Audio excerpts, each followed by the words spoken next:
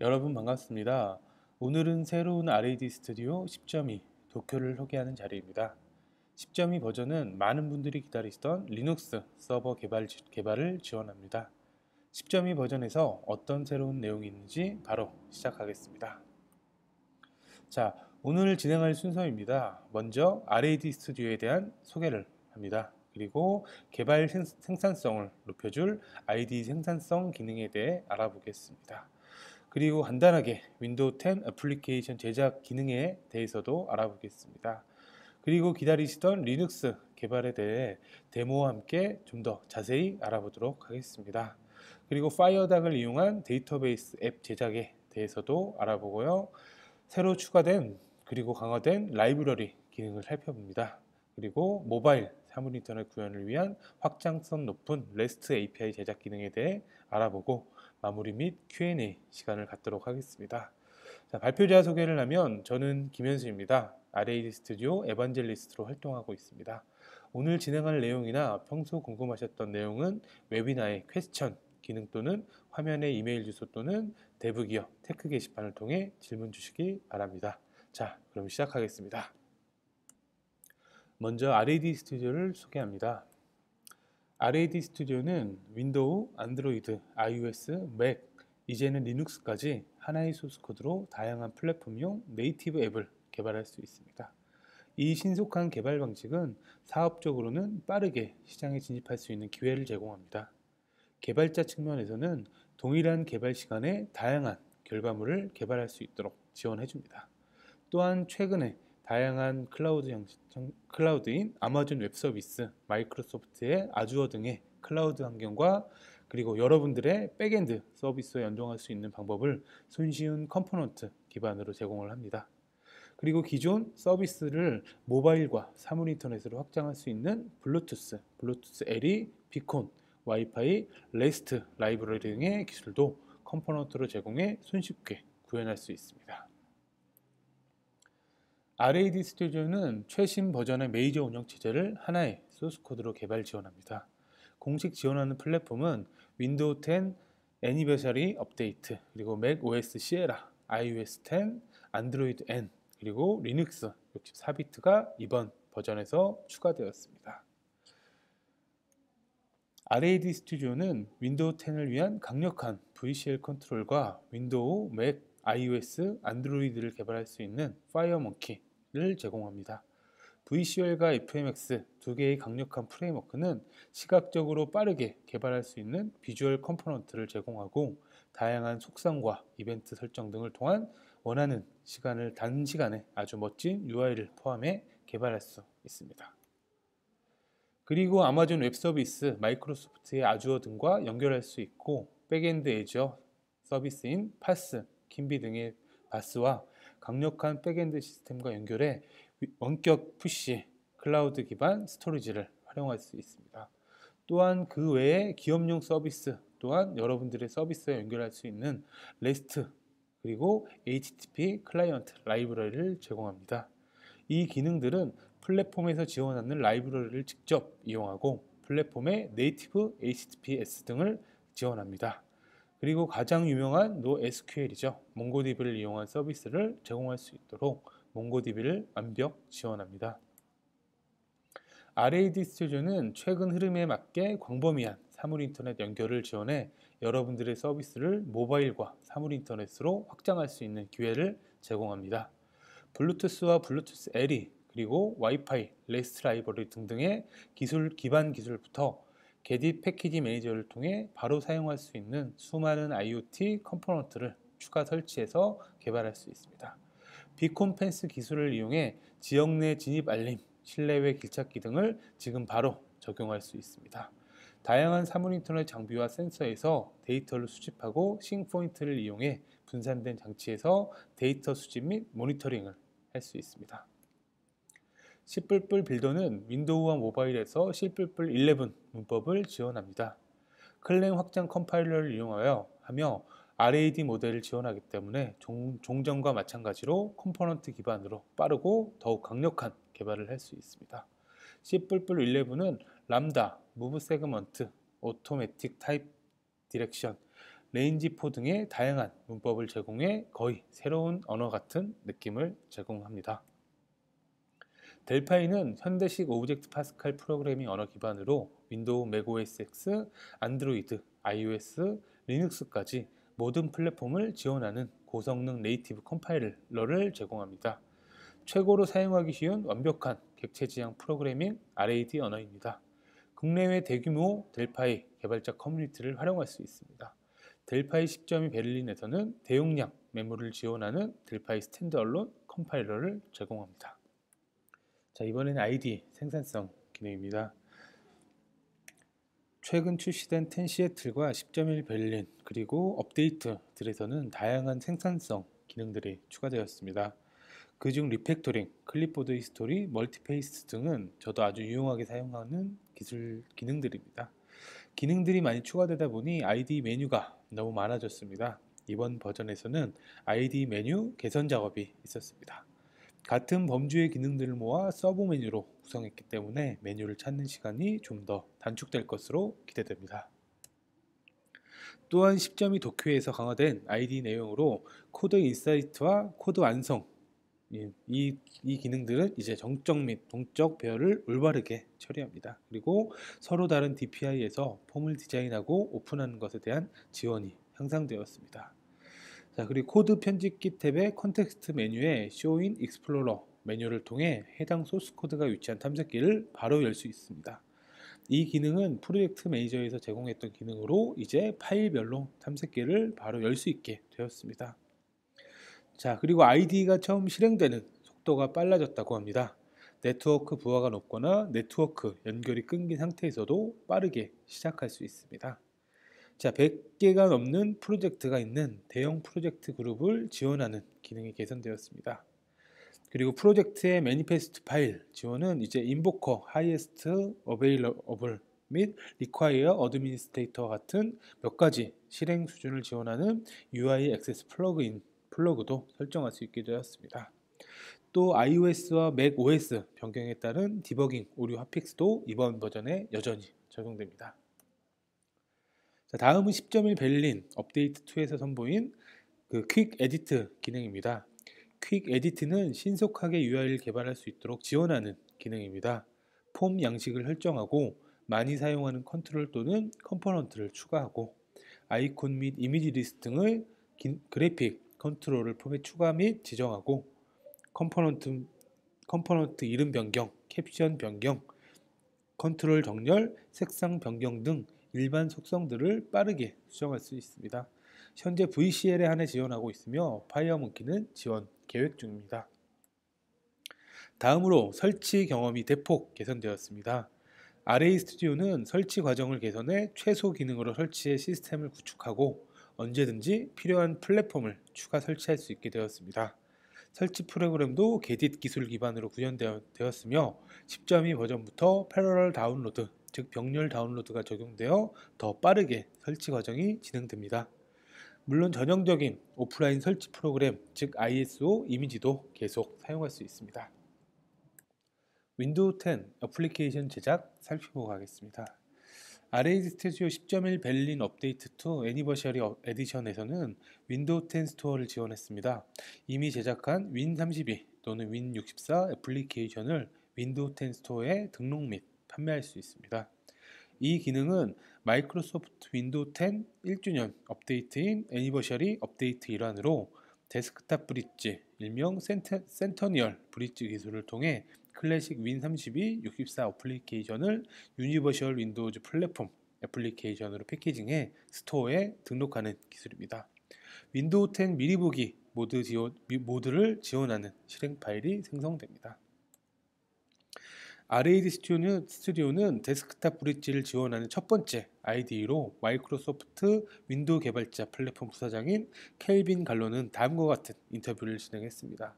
윈도우 10의 데스크탑 브릿지를 통해 마이크로소프트 윈도우 데스크탑에 구축된 소프트웨어가 최신 윈도우 어플리케이션 패키지 형식을 사용할 수 있게 해주는 도구를 제공합니다.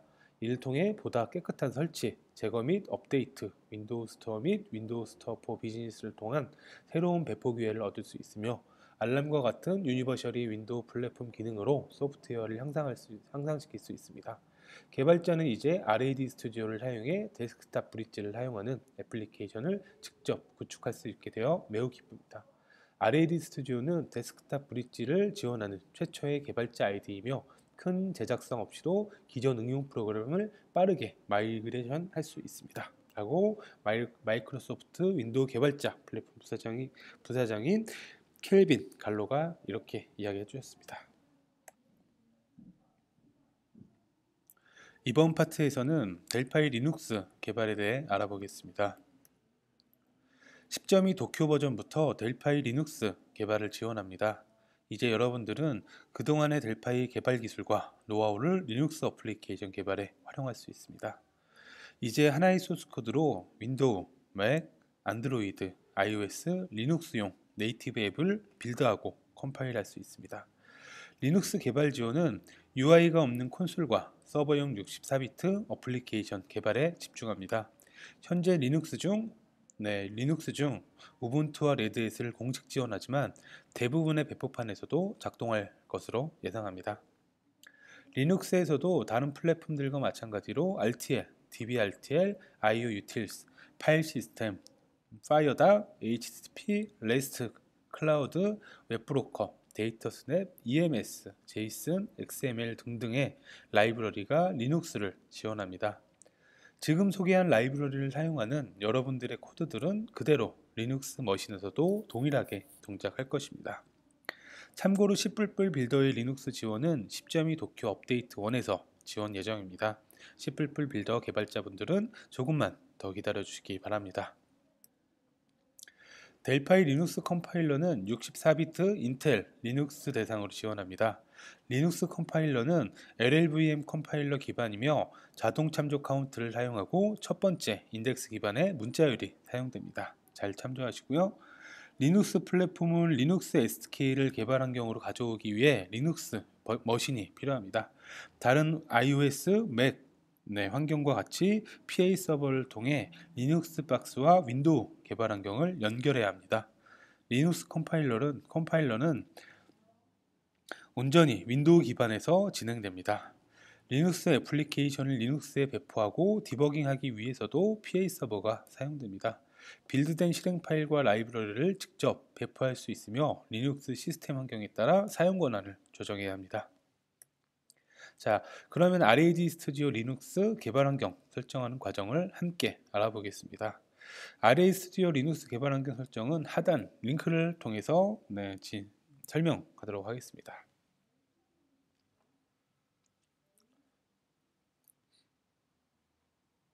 자, 저는 해당 링크를 미리 표시를 했고요.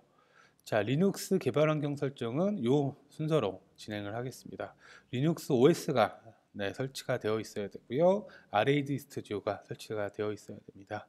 그리고 리눅스 머신에 PA 서버를 설치 및 실행이 되어 있어야 하고요. 이 실행된 PA 서버와 RAD 스튜디오가 연결되도록 설정을 해야 합니다. 그리고 RAD 스튜디오에서 리눅스에 포함된 SDK를 가져오도록 설정을 해야 되고요. 그리고 마지막으로 테스트 코드 작성 후 실행해 보도록 하겠습니다. 자, 리눅스 OS를 설치하셔야 되는데 RAD 스튜디오가 공식 지원하는 리눅스 버전은 우분투 서버, 레드햇, 엔터프라이즈 리눅스 이 두 가지를 공식 지원합니다. 하지만 대부분의 배포판 리눅스들도 작동할 것으로 예상됩니다. 자, 리눅스 설치는 이 링크를 통해서 설치를 하셔야 되고요. 만약에 리눅스가 이미 설치되어 있는 테스트 환경이 구성되어 있으면은 그 환경을 이용하시길 바라겠습니다. 만약에 새로 그 리눅스 환경을 구성을 해야 한다면은 이 다음 링크에 나와 있는 무료 가상 머신인 버추얼박스와 리눅스 OS 설치 과정 링크를 한번 참조해 보시길 바라겠습니다. 자, 이러한 커맨드로 리눅스 소프트웨어 업데이트하는 과정들이 필요하고요. 자, 그 다음에는 RAD 스튜디오를 설치해야 합니다. 자, 정식 사용자인 경우에는 이메일로 제공되는 RAD 스튜디오 10.2 도쿄 설치 링크를 통해서 설치하시면 되고요. 만약에 그 정식 사용자가 아닌 경우에는 트라이얼 버전을 받아서 설치하시길 바라겠습니다. 자, 설치 안내에 따라서 설치를 진행하되 화면에 보이는 것 같이 델파이 리눅스 64비트 엔터프라이즈 항목은 선택하고 진행하시길 바라겠습니다. 만약 이미 설치했다고 하시면은 RAD 스튜디오의 ID 메인 메뉴에서 툴스 매니지 플랫폼스 항목을 선택해서 이 항목을 선택하고 어플라이 버튼을 눌러서 추가적으로 설치할 수 있다라는 것을 알아두시길 바라겠습니다. 자, 먼저 진행을 해야 될 것들은 이제 리눅스 머신에 PA 서버를 설치하고 실행을 해야 합니다. 자, PA 서버는 원격 그 리모트 디버거와 비슷한 그 소프트웨어입니다. RAD 스튜디오가 그 생성한 리눅스 실행 파일을 리눅스 플랫폼에 복사하고 실행하고 이제 디버깅할 수 있도록 도와주는 소프트웨어이고요. 그 RAD 스튜디오를 설치하면은 이 경로 C의 프로그램 파일지에 엠바카데로 스튜디오 19.0 이 버전은 버전마다 다를 수가 있고요. PA 서버, 이 하위 디렉토리에 리눅스 PA 서버 19.0.taru.gg 이 파일을 여러분들이 리눅스에 설치를 하셔야 됩니다. 자, 이 파일을 복사하셔서 뭐 USB 또는 FTP 등을 이용해서 리눅스 머신으로 복사를 합니다.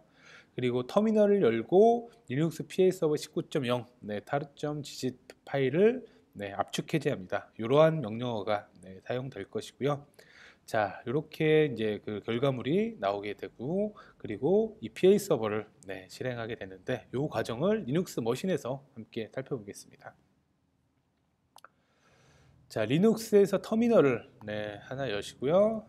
저는 워크데이터라는 경로에 이렇게 리눅스 PA 서버 19.0.taru.gg 파일을 복사를 했습니다.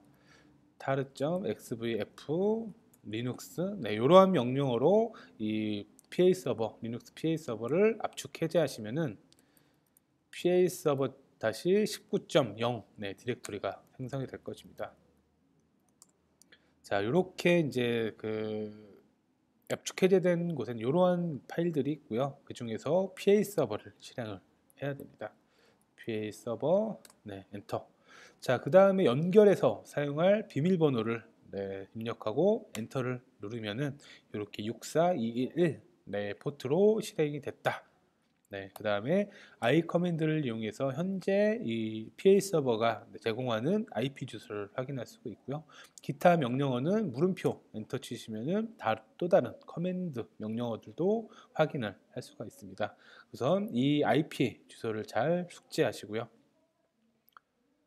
자, 그 다음에는 이 PA 서버와 RAD 스튜디오를 연결하는 과정을 진행을 해야 합니다. 이 IP를 이용을 해야 되고 RAD 스튜디오에서 툴스 옵션의 커넥션 프로파일 매니저 이 항목을 통해서 연결을 추가를 할 수가 있습니다. 자, 툴스의 옵션 자, 커넥션 프로파일 매니저를 통해서 선택을 하게 되고요. 이 상태에서 애드 버튼을 누르고 프로파일 이름은 리눅스, PA 서버 등등 알아보기 편한 이름을 입력하시고 플랫폼은 리눅스를 선택을 합니다. 자, 그리고 다음 버튼을 누른 후에 IP 192.168.229.133 이 PA 서버에서 제공하는 이 IP를 입력하고 포트 번호는 64211 이 포트 번호가 기본이고요. 패스워드는 이제 PA 서버를 실행했을 때 입력한 패스워드를 입력한 후에 테스트 커넥션을 버튼을 누르면은 이렇게 연결이 잘 된 경우에는 succeed라는 메시지가 나올 거고요. 만약에 연결이 잘 되지 않는다 그럴 경우에는 이 그 RAD 스튜디오가 설치되어 있는 환경과 그 리눅스가 설치된 환경이 내부 네트워크가 됐던 아니면 서로 연결할 수 있는 같은 네트워크 상에 있는지를 확인하시고 다시 한번 시도를 하시길 바라겠습니다. 자, 이렇게 한 상태에서 피니시 누르게 되면은 이러한 그 항목들이 64비트 리눅스 아래에 표시가 되고요. 이 연결 설정을 앞으로 이제 리눅스 컴파일하거나 실행할 때 이제 사용을 하게 됩니다. 자, 이렇게 연결 설정한 이후에는 RAD 스튜디오의 리눅스 SDK를 설정하는 과정을 진행을 해야 됩니다. 이때는 툴스 옵션 SDK 매니저 항목을 통해서 진행을 하겠습니다. 자, 툴스 옵션의 SDK 매니저. 자, SDK 매니저에서도 마찬가지로 애드 버튼 누르고요. 자, 플랫폼은 64비트 리눅스를 선택하고 이 프로파일을 선택하는 것은 조금 전에 저희가 생성했던 프로파일을 선택을 하게 되면은 이 프로파일과 연결되어 있는 리눅스의 SK 목록이 이 select SK 버전에 표시가 됩니다. 이걸 선택하고 OK 버튼을 누르게 되면은 이렇게 64비트 리눅스 항목에 이러한 그 SK가 이 경로에 설치가 되게 됩니다. 자, 이런 과정들은 시간이 조금 걸릴 수 있기 때문에 생략을 하도록 하겠습니다. 이렇게 필요한 SK를 리눅스에서 개발 PC, 윈도우 환경으로 가져오는 작업을 하셔야 되고요. 자, 그 다음에는 이제 그 개발할 준비는 다 됐습니다. 이제 프로젝트를 생성해서 테스트 코드를 작성하고 실행해서 개발 환경을 테스트하도록 하겠습니다. 자, 리눅스 개발 환경에서는 UI가 없는 콘솔이나 서버 어플리케이션 개발을 지원을 하고 있습니다. 저희는 간단하게 콘솔 애플리케이션을 작성해서 테스트를 해보도록 하겠습니다. 자, 콘솔 어플리케이션은 파일, 뉴, 아더, 그 다음에 델파이 프로젝트에서 콘솔 어플리케이션을 선택한 후에 OK 버튼을 눌러서 콘솔 어플리케이션을 생성합니다. 자, 그 다음에 write-ln 명령을 통해서 화면에 hello linux라고 입력을 할 거고요. 자, 이 리눅스 hello linux가 하였다가 바로 없어지니까 대기하기 위해서 입력을 받도록 하겠습니다. 자, 이렇게 입력을 받은 다음에 우선 32비트의 윈도우에서 실행을 해보도록 하겠습니다. 자, 헬로 리눅스 그 다음에 입력을 받는 화면이 표시가 되죠. 자, 이렇게 실행이 되고요. 자, 저희가 이제 목적했던 리눅스로 실행하기 위해서는 타겟 플랫폼의 오른쪽 마우스 버튼을 눌러서 Add 플랫폼 메뉴를 선택한 이후에 자, 다양한 플랫폼 중에서 64비트 리눅스를 선택한 다음에 OK 버튼을 눌러서 64비트 리눅스 타겟 플랫폼을 추가를 하고 이 64비트 리눅스를 선택한 다음에 실행을 해보도록 하겠습니다. 자, 이렇게 실행을 했죠. 자, 이렇게 헬로 리눅스라고 표시가 되는 것을 확인할 수가 있습니다. 자, 만약에 실행이 안 된다고 하시면은 이 오른쪽 마우스 버튼 누르셔서 연결 설정을 한번 확인을 해 보시기 바라겠습니다.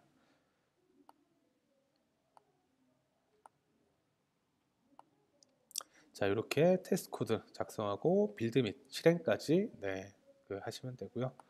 자, 여러분들은 이 tech.dev.co.kr의 430268 이 링크를 통해서 한번 자세히 진행을 해 보시길 바라겠습니다. 자, 이렇게 리눅스 개발 환경 설정하는 내용을 함께 살펴봤습니다. 자, RAD 스튜디오는 리눅스 지원을 위해 대부분의 RTL 기능을 리눅스를 지원하도록 준비했습니다.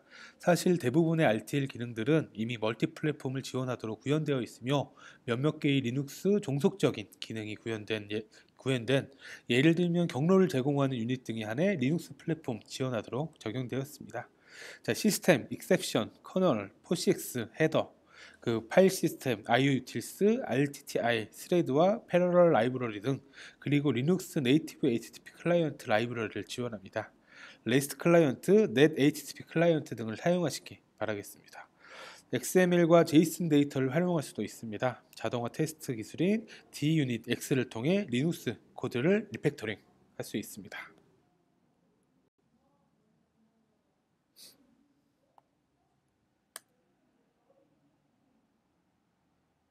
리눅스에서 데이터베이스 연결이 필요하면 파이어닥을 활용하시기 바랍니다.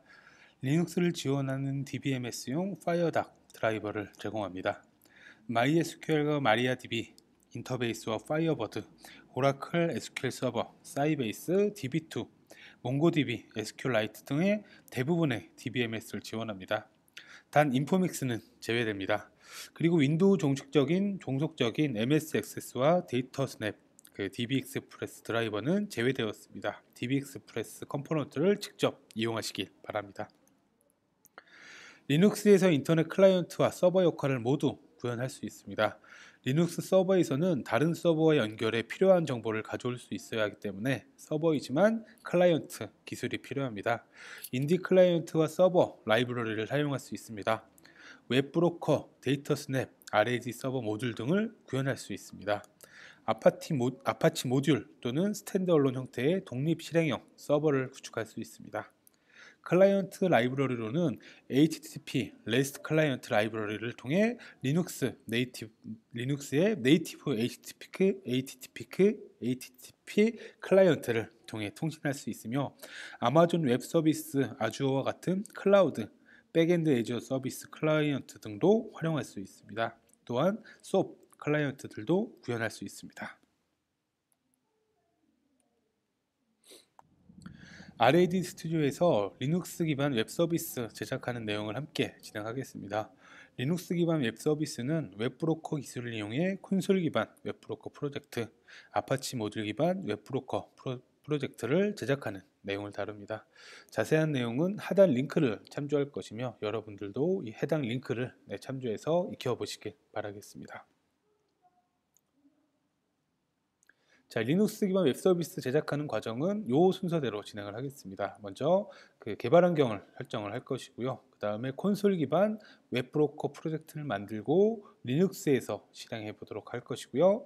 두 번째로는 아파치 모듈 기반 웹브로커 프로젝트를 만들고 아파치 모듈을 리눅스에 배포해 보도록 하겠습니다. 자, 마지막으로는 MySQL과 파이어닥으로 연결해서 DB에 있는 내용을 출력하도록 보강을 해 보도록 하겠습니다.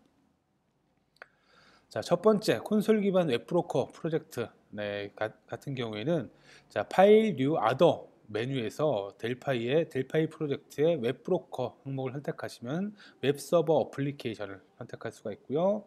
자, 그 다음에 플랫폼으로 리눅스를 추가로 선택합니다. 그리고 웹브로커 중 그 프로젝트 타입 중에서는 스탠드 얼론 콘솔 어플리케이션을 선택한 이후에 그 사용할 포트 번호를 입력하고 테스트 하신 다음에 피니시 버튼을 누릅니다. 자, 그 다음에 이 프로젝트를 저장을 합니다. 저는 리눅스 SA 콘솔이라고 임의로 프로젝트명을 지었고요. 자, 이 상태에서 윈도우에서 먼저 실행하고 웹브라우저를 통해서 이 웹 그 환경을 테스트합니다. 자, 먼저 저도 프로젝트를 함께 만들어 보도록 하겠습니다. 자, 먼저 파일, 뉴, 아더, 그리고 델파이 프로젝트 중에서 웹브로커, 그리고 웹서버 어플리케이션을 선택하겠습니다. 자, 리눅스 플랫폼을 추가로 선택하고 스탠드얼론 콘솔 어플리케이션, 그리고 테스트 포트를 선택하고 피니시 하도록 하겠습니다. 자, 이렇게 서버 콘스트와 웹 모듈 유닛, 그리고 이 프로젝트 1에 대한 소스 코드들이 이제 포함이 되어 있습니다. 자, 이 상태에서 실행해 보도록 하겠습니다. 실행한 이후에는 이렇게 스타트 명령어로 서버를 실행할 수도 있고요. 이 상태에서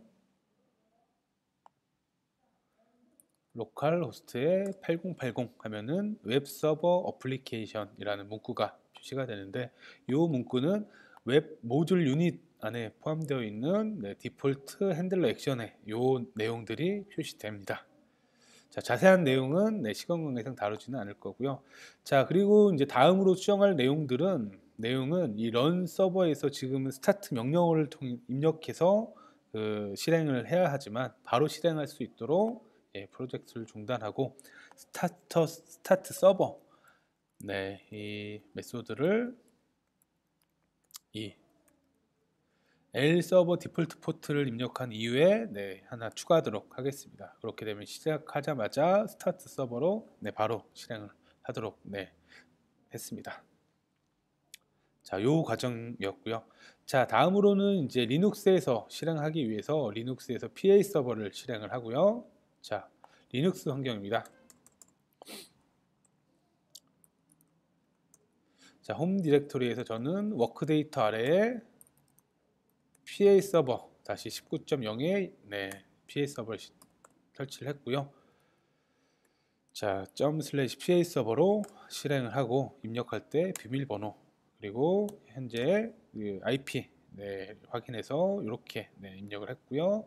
그렇게 설정되어 있는 네, 플랫폼 정보를 64비트로 선택해서 네, 이렇게 연결을 확인을 하고요. 바로 실행을 해보도록 하겠습니다. 자, 문구를 좀 바꿔볼까요? 리눅스라고 앞에 넣어보도록 하겠습니다. 자, 이 상태에서 실행. 자, 이렇게 실행이 됐고요. 자, 그 다음에는 리눅스 IP인 192.168.229.133의 8080 포트를 실행해 보도록 하겠습니다. 자, 이렇게 하면 리눅스 웹서버 어플리케이션 네, 이렇게 결과가 나온 것을 확인할 수 있었습니다. 자, 이렇게 네, 과정을 진행을 했습니다. 자, 다음으로는 아파치 모듈 기반 웹브로커 프로젝트를 만들어 보도록 하겠습니다.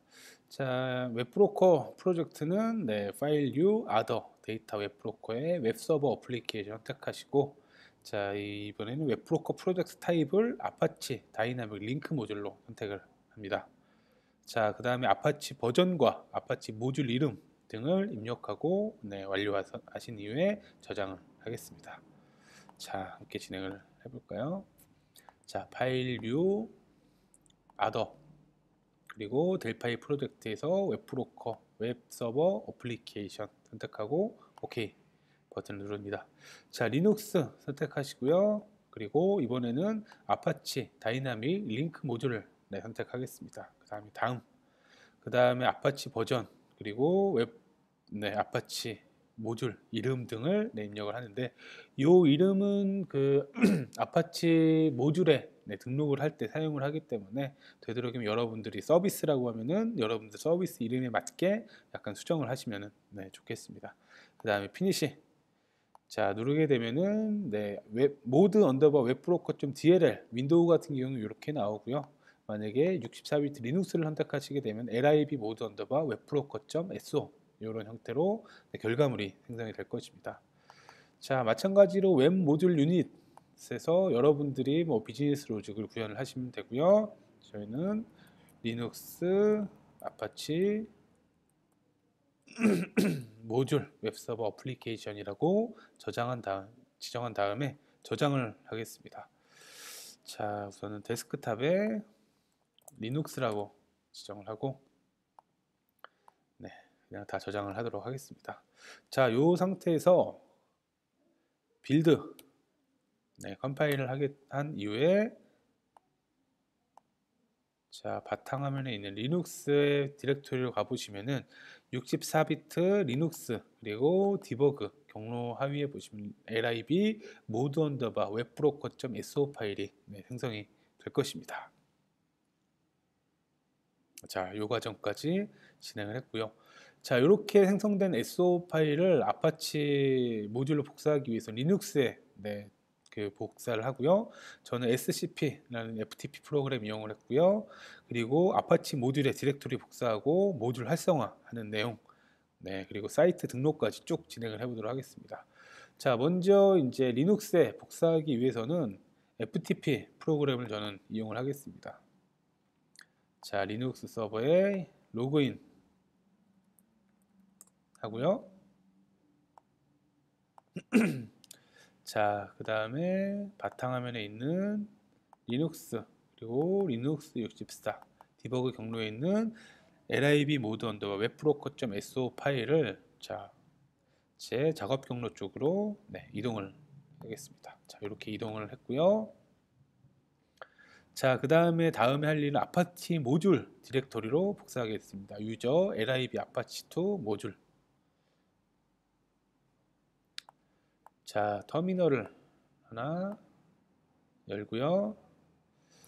자, 제 작업 경로로 이동을 하겠습니다. 여기 보시면은 네, 리눅스 lib 모드 언더바 웹브로커.so 파일이 있죠. 요거를 그 아파치 모듈로 복사하기 위해서는 그 루트 권한이 필요합니다. 그래서 슈퍼 유저로 로그인을 하고 진행하겠습니다. 자, cp lib 모드의 웹브로커를 etc 맞나요? user lib usr lib 아파치2의 모듈스 경로에 동일하게 lib 모드 언더바 웹브로커 .so 파일을 복사를 하고요. 자, 그 다음에 이동을 해보겠습니다.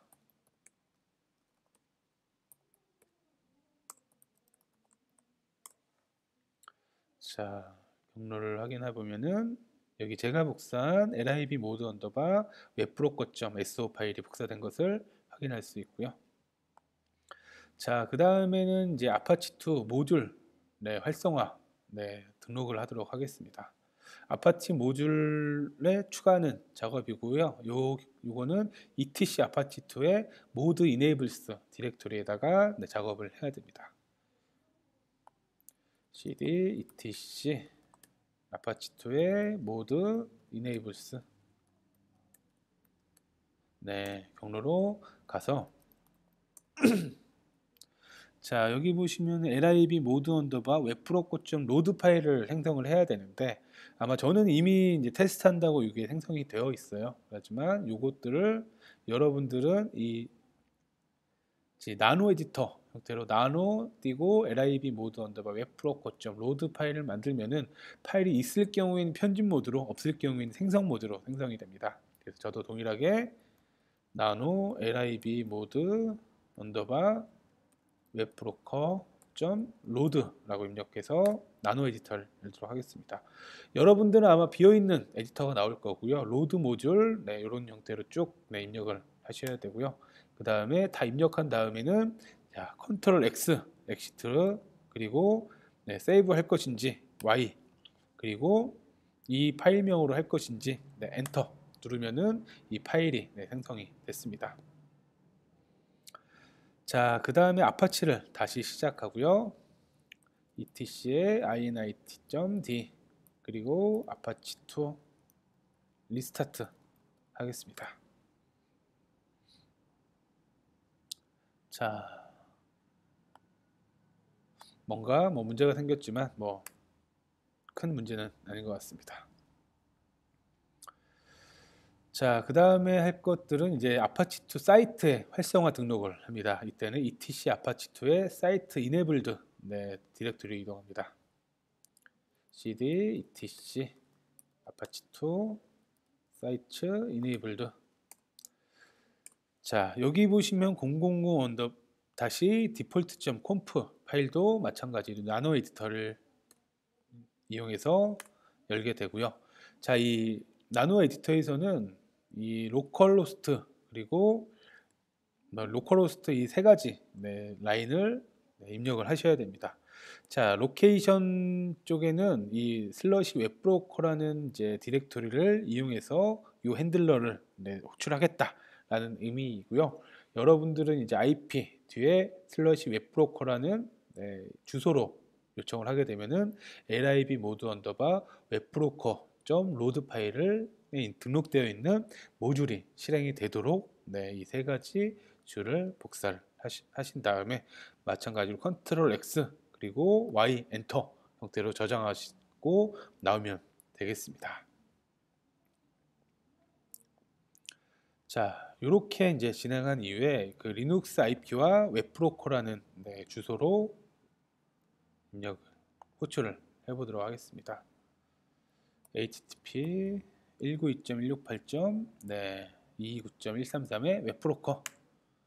자, 이렇게 치면은 리눅스 아파치 모듈 웹 서버 어플리케이션이라고 제가 수정한 내용이 나오는 것을 확인할 수 있었습니다. 자, 이번에는 그 아파치 모듈에 MySQL을 연결해 보도록 하겠습니다. 자, MySQL 연결은 파이어닥 컴포넌트를 이용을 할 거고요. 저희의 최종 목적은 그 웹브로커 아파치 모듈에 그 리눅스에 설치된 MySQL 데이터를 연결해서 JSON 포맷으로 출력을 해보도록 하겠습니다. 이런 형태의 이제 RESTful이라고 하는데 RESTful API를 많이 현재 많이 사용을 하는 추세거든요. 자, 그래서 우선은 이제 리눅스 서버에 MySQL이 설치가 되어 있어야 되고요. 또는 그 리눅스에서 사용할 수 있는 MySQL 서버가 있으면은 아무 문제가 없습니다. 자, 혹시 뭐 준비가 안 되신 분들은 우분투에 MySQL 설치하기 링크라든지, 그리고 저희가 이제 파이어닥을 이용하고 저희가 전통적으로 사용했던 이런 컴포넌트 개발 방식을 이용하기 위해서는 그 외부 원격 환경에서 MySQL과 연결하면 상당히 개발하기가 용이합니다. 특히 개발할 IP에 대해서만 허용할 수 있는 등의 뭐 부분적으로 그 원격 접속을 허용할 수 있는 기능들도 있기 때문에 그런 기능을 활용해 있어서 MySQL 외부 접속 허용하는 내용은 해당 링크를 참조하시길 바라고요. 저는 뭐 테스트 스키마에 유저도 테스트, 패스워드도 테스트로 통일을 했습니다. 그리고 유저라는 이제 테이블을 생성을 이렇게 했고요. UTF-8로 한글이 허용되도록 4개의 필드들만 생성을 했습니다. 그리고 이렇게 2개의 레코드를 미리 입력을 했습니다. 자, 환경을 볼까요? MySQL 테스트. 이렇게 유저라는 테이블이 되어 있고요. 이렇게 미리 테이블이 생성되어 있습니다. 자, 기존에 만들어놨던 모듈에 그 FD 커넥션과 FD 쿼리를 올려놨습니다. 그럼 진행해 보도록 하겠습니다. 자, 웹 모듈 유닛에 FD 커넥션과 FD 쿼리 이 2개의 컴포넌트를 올려놓고요. 자, MySQL과 연결을 하도록 하겠습니다.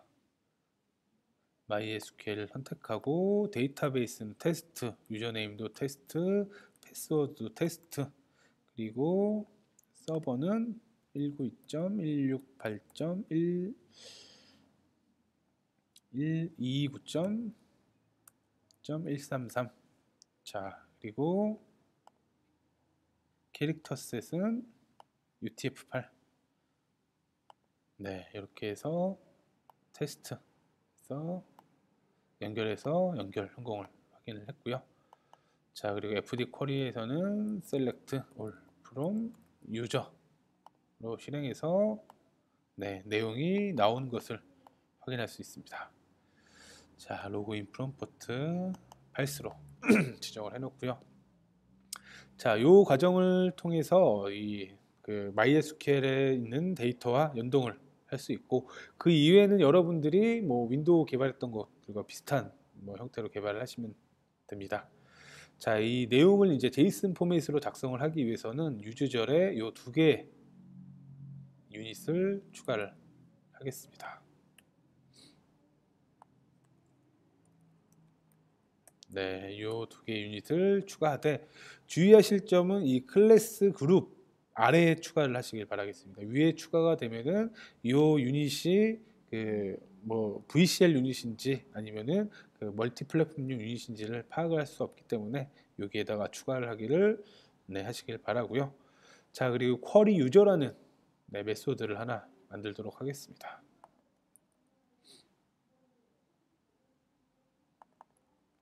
쿼리 유저라는 메소드를 이렇게 프라이빗 영역에 만들었고요.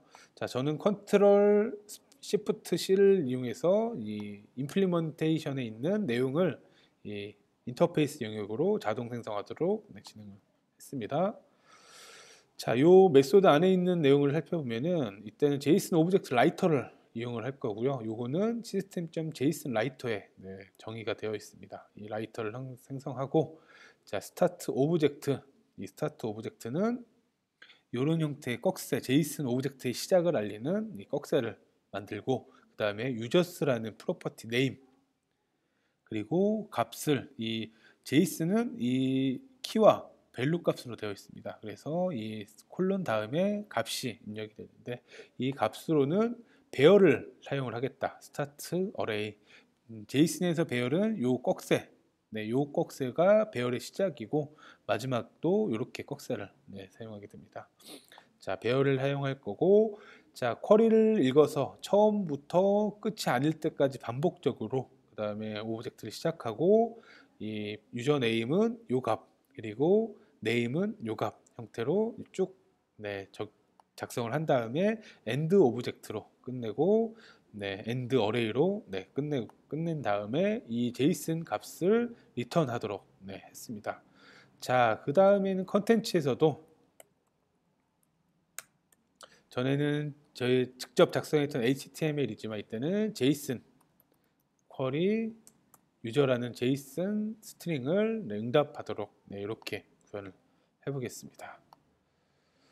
자, 이렇게 한 다음에 자, 컴파일 빌드를 하고요. 프로젝트 빌드. 자, 이렇게 빌드를 했습니다. 그 다음에 다시 네, 생성했던 SO 파일을 리눅스로 복사를 하겠습니다. 자, 리눅스로 복사를 했고요. 그 다음에 아파치 모듈을 중단하고 그리고 다시 서비스 복사한 다음에 다시 서비스를 시작을 하겠습니다. 자, 이거는 아파치에서 자, 터미널을 하나 추가로 열고 슈퍼유저로 로그인 하겠습니다. 그 다음에 cd 워크 데이터에 etc init.d에 아파치2 스탑. 자, 그 다음에 cp lib 모드를 유저 lib 아파치2 모듈스의 lib 모드 언더바 웹브로커 .so 파일로 복사를 하고 다시 아파치를 스타트 하겠습니다. 자, 그 상태에서 아까 호출했던 이 리눅스 IP와 웹브로커를 호출하게 되면은 이런 형태의 제이슨 네, 그 포맷의 문자열이 나오고요. 자, 이런 제이슨 포맷 같은 경우에 보기에는 좀 유니코드이기 때문에 UTF-8 코드이기 때문에 깨져 보이지만 이 코드를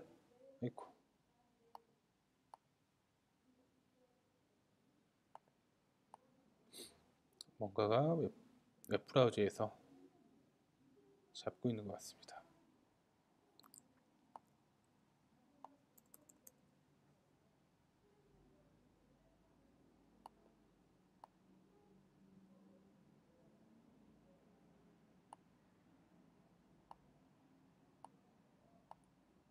자, 그 RAD 스튜디오의 그 레스트 디버거 툴스의 레스트 디버거를 이용해서 이 파일 한번 분석해 보도록 하겠습니다. 자, 이렇게 URL과 웹브로커를 호출한 다음에 send request 한 다음에 내용을 확인하면은 정상적으로 한글이 나오는 것을 확인할 수가 있죠. 네.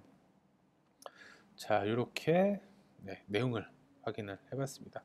자, 이렇게 그 아파치 콘솔 어플리케이션을 실행해서 네, 웹브로커 프로젝트로 웹 서비스를 만들고 그리고 아파치 모듈을 이용해서 네, 그 웹브로커 프로젝트를 만들고 리눅스에 배포하고 그 모듈에서 MySQL을 파이어닥을 이용해서 연결하는 내용까지 한번 진행을 해봤습니다. 자, 여러분들도 이 링크 자 tech.dev기어.co.kr에 431630 이 링크를 통해서 해당 내용 한번 쭉 진행을 해보시면은 좀 더 리눅스 서버 개발하는데 이해가 더 잘 되실 것 같습니다. 자, 이렇게 리눅스 기반 웹 서비스 제작하기 내용을 진행했습니다. 자, 다음으로는 파이어닥에 대해서 좀 살펴보겠습니다. 자, 파이어닥은 높은 성능과 손쉬운 사용법 그리고 다양한 기업용 데이터베이스와 연결을 제공합니다. 여러 가지 데이터베이스를 동일한 컴포넌트와 쿼리를 이용해 연결하는 범용 데이터 액세스를 지원합니다. 하지만 다양한 데이터베이스에 특화된 기능을 개별적으로 사용을 할 수도 있습니다. 별도의 드라이버를 설치하지 않아도 되며 전체 소스 코드를 제공합니다. 이번 10.2 도쿄에서는 파이어닥이 리눅스를 지원합니다. 이번 버전에서는 마리아DB 5.5 버전과 그 이상을 지원하며 MySQL 5.7 버전을 추가로 지원합니다. 파이어버드 다이렉트 IO를 지원합니다. 그리고 파이어닥 메모리 테이블에서 런타임 환경에서 사용하는 데이터를 편집할 수 있도록 기능이 추가되었습니다. 이제 메모리 테이블을 직접 편집하고 개발 시점에 화면에 필요한 데이터를 표현하면서 개발을 할 수 있게 되었습니다. 자, FD 데이터 무브 컴포넌트가 제거되고 FD 배치 무브 컴포넌트로 대체가 되었습니다. 자, 새로운 T 필드에 as GUID 속성이 추가되고 블록 스트리밍으로 클라이언트 측 메모리 사용이 줄어들었습니다. TDB 이미지 컴포넌트에서 이제 JPEG과 PNG 그래픽 포맷을 직접 지원합니다. DB 그리드에 연결된 블록 필드를 표현하는 방식을 선택할 수 있는 옵션이 추가되었습니다. 자, 그럼 데모를 통해서 앞에 몇 가지 내용을 살펴보겠습니다. 자, 먼저 VCL 폼 프로젝트를 추가한 다음에 그 파이어당 메모리 테이블에 그 데이터를 수정하는 기능 먼저 확인해 보도록 하겠습니다. 자, FD 멤 테이블, 즉 파이어당 메모리 테이블을 화면에 추가를 하고요. 기존에는 이 메모리 테이블의 데이터를 가져오기 위해서는 다른 데이터셋에 있는 내용을 어자인 데이터셋이라든지 이런 항목을 통해서 데이터를 넣을 수 있었는데 에디트 데이터셋이라는 항목이 생겼습니다.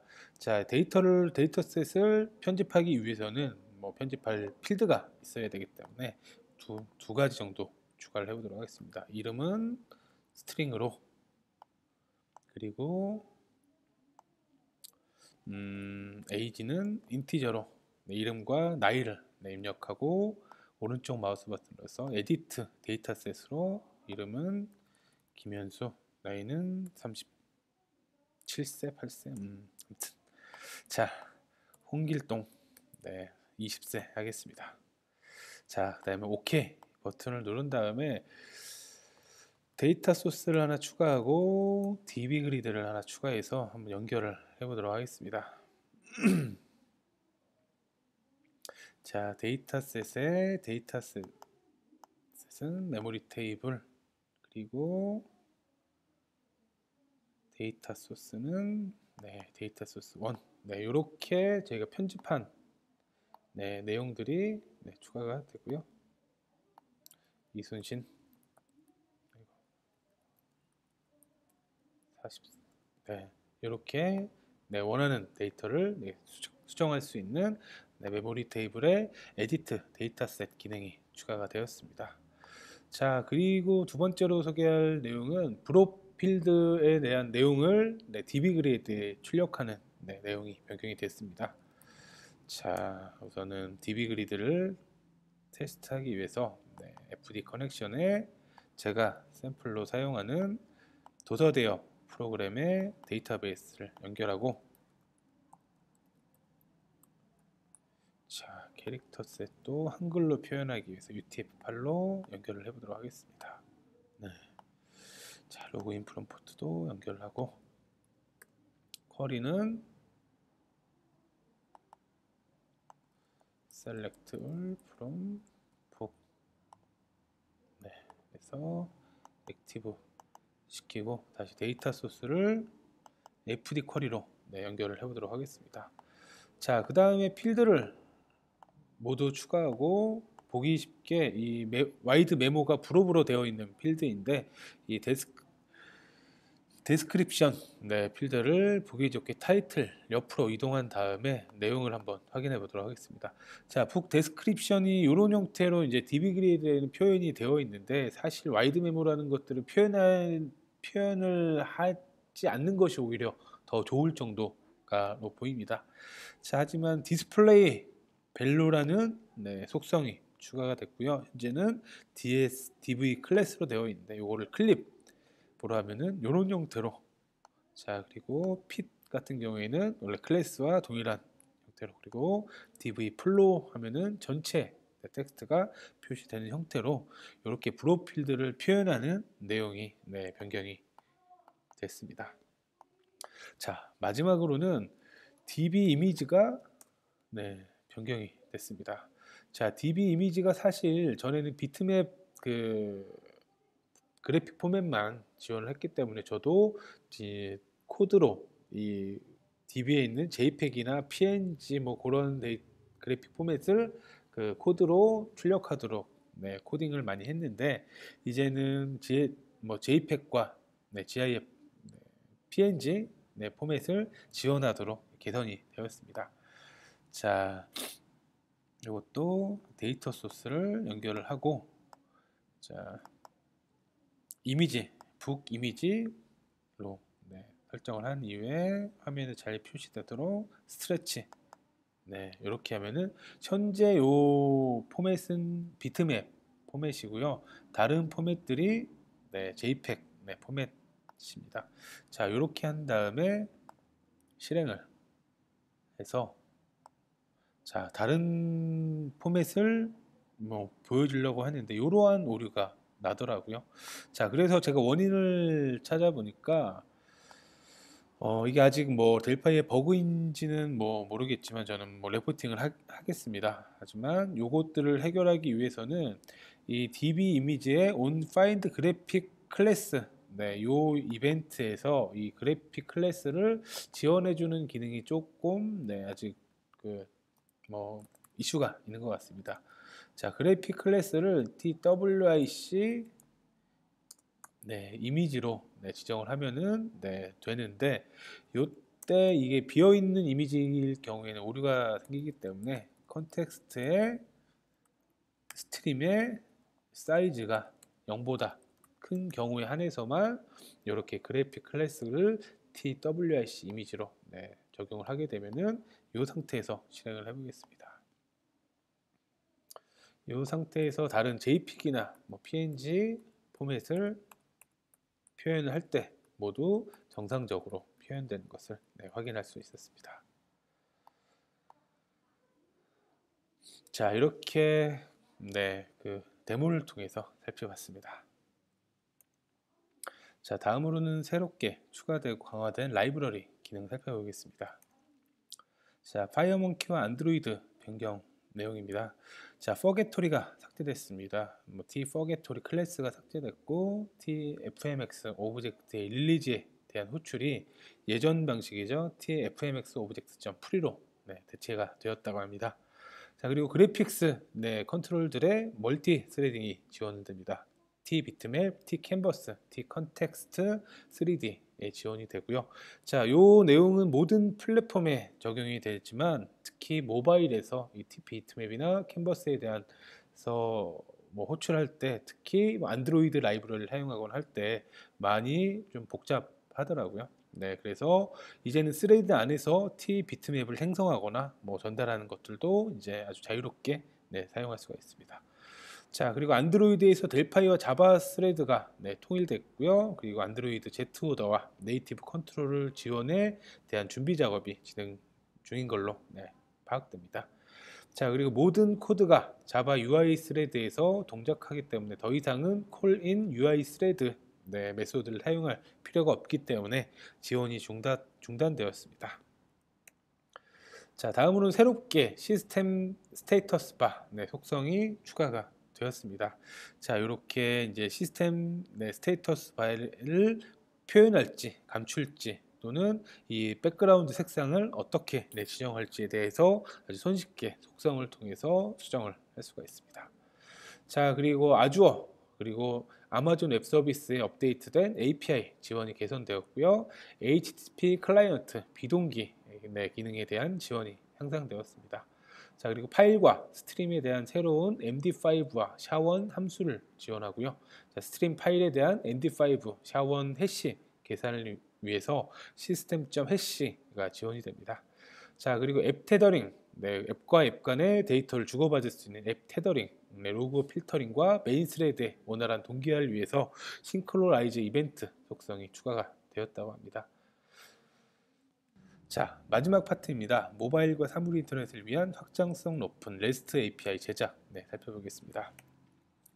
자, RAD 서버 RAD 서버는 델파이와 C++ 빌더 어플리케이션을 위한 완벽한 백엔드 서비스를 제공을 합니다.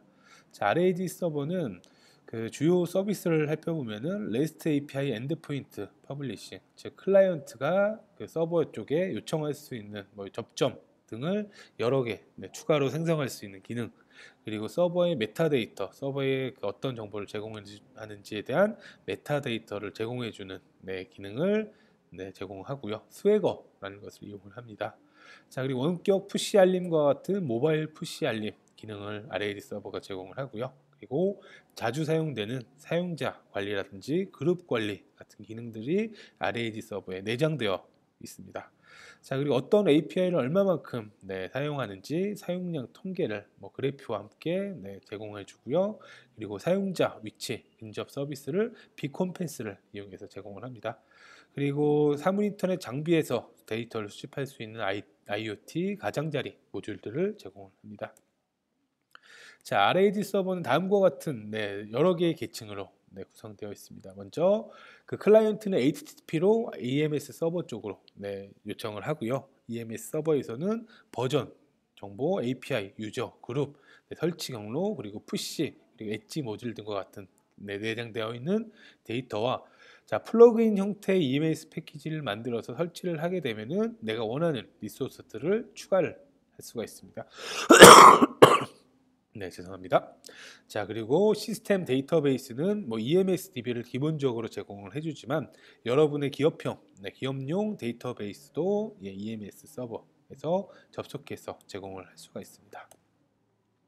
자, 이번에 추가된 RAD 서버 기능은 멀티 테넌트라는 기능입니다. 자, 기존에는 하나의 RAD 서버가 그 하나의 서비스만 제공을 할 수 있었습니다. 즉 하나의 RAD 서버가 데이터베이스에는 그 하나의 서비스에 대한 데이터베이스만 관리할 수가 있었는데 이제는 여러 개의 독립적인 테넌트, 즉 여러 개의 이제 서비스들을 동시에 운영을 할 수가 있습니다. 즉 하나의 RAD 서버 인스턴스가 여러 개의 이제 서비스를 구성할 수 있도록 되어 있기 때문에 자, 이렇게 사용자 그룹, 설치 엣지 모듈, 사용자 데이터들을 각각의 테넌트별로 구분을 해서 DB에 저장이 되게 되고 클라이언트에 요청했을 때도 동일한 RAD 서버에 어떤 테넌트에 있는 데이터인가에 따라서 각각의 다른 서비스에 있는 정보를 제공을 할 수 있고 그런 테넌트를 새로 만들고 기존에 만들어준 테넌트를 수정하고 추가, 수정, 삭제 등의 기능을 제공하고 있습니다. 자, 이렇게 기존에는 하나의 테넌트이기 때문에 여러 개의 RAD 서버를 각각의 다른 포트로 저장을 사용을 해야 됐지만 이제는 하나의 RAD 서버가 여러 개의 테넌트를 지원하기 때문에 각각의 동일한 데이터베이스에서 각기 다른 데이터를 별도로 관리를 할 수가 있습니다. 이렇게 멀티 테넌트 기능이 RAD 서버에 추가가 되었습니다. 자, 이렇게 오늘 준비한 내용은 모두 소개를 해드렸습니다.